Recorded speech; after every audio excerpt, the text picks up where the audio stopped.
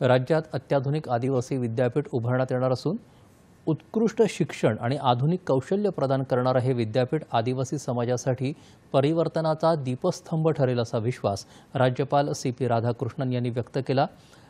चंद्रपूरजवळ पोंभुर्णा इथं राज्यपालांच्या उपस्थितीत आदिवासी मेळाव्याचं आयोजन केलं होतं, त्यावेळी ते बोलत होते।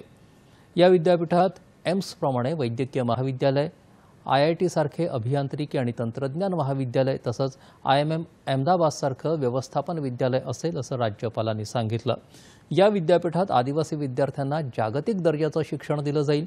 विद्यापीठात 80% जागा आदिवासी विद्यार्थ्यांसाठी राखीव असतील असं त्यांनी सांगितलं। यावेळी आदिवासी समूहानं नृत्य सादर करून कार्यक्रमात राज्यपालांचं स्वागत केलं।